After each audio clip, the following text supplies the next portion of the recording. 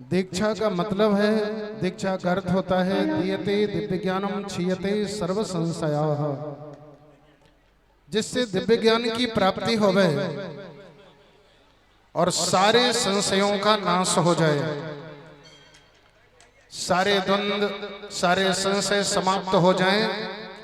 जिसके शब्द के द्वारा ज्ञान प्राप्त हो उसे गुरु कहते हैं। गुकारो अंधकार स्यात् रुकारो तेज उच्यते। गुकार का अर्थ होता है, गु का अर्थ होता है अंधकार, रु का अर्थ होता है प्रकाश। जो अंधकार से प्रकाश की ओर ले चले उसे गुरु कहते हैं। गुरु दीक्षा के बिना हम जितने भी कर्म करते हैं, दान यज्ञ पूजा, उसका फल हमें प्राप्त नहीं होता। उसका सारा फल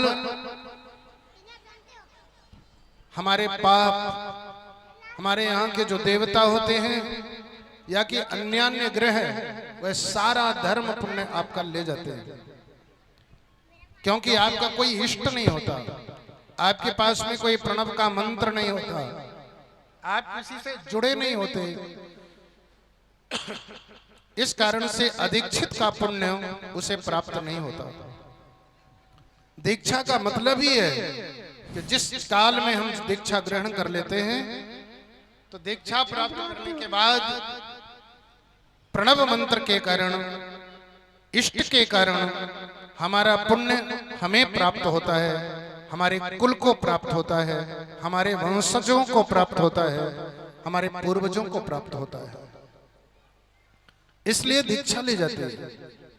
यह दीक्षा की परंपरा आज से नहीं है, अनादिकाल से है, करोड़ों खरबों वर्षों से है।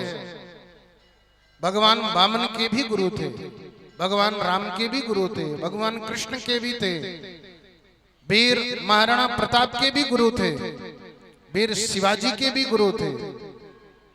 जितने भी महान हुए हैं सबके गुरु थे। इसलिए गुरु की परंपरा अनादिकाल से चली आ रही है। गुरु दीक्षा प्राप्त करने के बाद नाम, तिलक, कंठी, इसका कभी भी परित्याग नहीं करना चाहिए। जो कंठी आपको धारण करवाए हैं अभिमंत्रित कंठी है।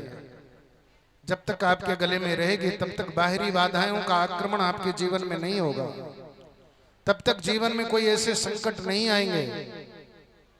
तिलक हमेशा लगाइएगा। यह तिलक ठाकुर जी के चरण है, ठाकुर जी की मोहर है। जिस पर ठाकुर जी की मोहर लग जाती है वह दुनिया में कहीं भी चला जाए उसे कभी यमराज का भय नहीं होता, अकाल मृत्यु का भय नहीं होता, उसके जीवन में ग्रह की बाधाओं का भय नहीं होता। इसलिए दीक्षा प्राप्त करने के बाद तिलक अवश्य लगाना चाहिए, कंठी अवश्य धारण करना चाहिए, मंत्र का जाप अवश्य करना चाहिए।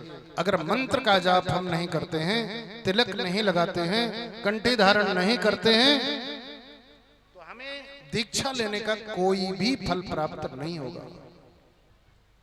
प्रत्येक दिन अगर मंत्र जाप आप कर रहे हो, तिलक लगा रहे हो, तो यह मानस पीठ से हम बोल रहे हैं आपके जीवन में कभी भी कोई बाहरी बाधाएं आक्रमण नहीं करेंगे। आपके जीवन में जो संकट होंगे धीरे धीरे समाप्त होने लगेंगे। इसलिए मंत्र जाप करिए। मंत्र का जाप जितने नाम में अक्षर होते हैं कम से कम उतने 1000 होना चाहिए, और अगर उतने 1000 नहीं कर सकते तो उतने 100 का जाप तो अवश्य ही करना चाहिए। अगर मंत्र का जाप नहीं कर रहे हो तो दीक्षा से भी कोई मतलब नहीं होगा। इसलिए दीक्षा लेने के बाद कभी भी मांस का भक्षण नहीं करना चाहिए, कभी भी दारू नहीं पीना चाहिए, ड्रिंक नहीं करना चाहिए, कभी भी अंडे नहीं खाना चाहिए। माता पिता गुरु इनका सम्मान करना चाहिए, अपने इष्ट का स्मरण करना चाहिए। किसी भी काल परिस्थिति में अगर हमारे जीवन में संकट आया है तो अगर हम इष्ट का स्मरण करेंगे तत्काल इष्ट की कृपा हमें प्राप्त होगी। मंत्र का जाप अगर कर रहे हैं, नित्य प्रति मंत्र का जाप हो रहा है, तो मैं आपको कहता हूं कि ठाकुर जी के दर्शन आपको एक बार जीवन में अवश्य होंगे अगर आप मंत्र जाप कर रहे हैं।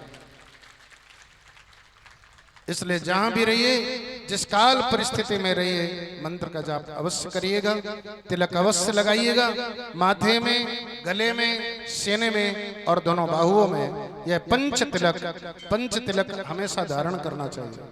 तिलक जैसा आपको लगाए हैं उसी तरह से तिलक हमेशा लगाना है। आप किस परिवार से हैं, कहां से दीक्षित हैं, यह आपका तिलक ही बताता है। आप हमारे पास हमेशा आए, जब आपकी इच्छा हो तब आए, लेकिन अगर जीवन में कैसा भी संकट आता है तो बात अवश्य करिए, क्योंकि जीवन के संकटों का समाधान गुरु से ही होता है। दुनिया में कैसा भी संकट होगा उसका समाधान गुरु करता है, ईश्वर करता है। इसीलिए हमेशा अनादिकाल से ये गुरु परंपरा चली आ रही है। ये आपको जो हम दीक्षा दे रहे हैं, यह आपको जो मंत्र दे रहे हैं, यह मंत्र आज का ऐसा मंत्र नहीं है। ये वही मंत्र है जिसका जाप हमेशा भगवान शिव करते हैं।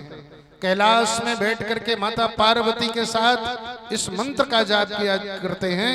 ये वही मंत्र है जिसका जाप हनुमान जी महाराज हमेशा के लिए करते हैं। वही मंत्र आपको दे रहे हैं, इसलिए इसका जाप हमेशा करिएगा, तिलक हमेशा लगाइएगा, इसका परित्याग कभी भी मत करिएगा। बोलिए श्री सीताराम जी महाराज की। दीक्षा लेने के पश्चात संत को, गुरु को, भगवान को, पुरुषों को लेट के ही प्रणाम करना है, साष्टांग दंडवत करना है, दोनों हाथ आगे करके, और माताओं को पंचांग प्रणाम करना है। माताओं को लेटकर प्रणाम कभी भी किसी देवी देवता या किसी गुरु को भी नहीं करना चाहिए। माताओं के लेटकर प्रणाम करने से पाप लग जाता है, धरती माता को कष्ट होता है। इसलिए माताओं को बैठ के ही प्रणाम करना है और पुरुषों को लेट करके साष्टांग दंडवत करना है।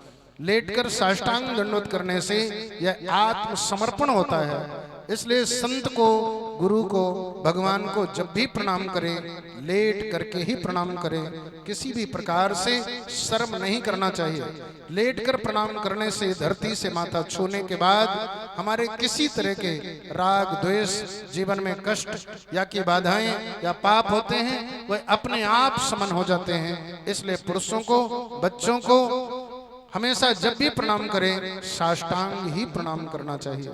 माताओं को बैठ करके पंचांग प्रणाम करना चाहिए।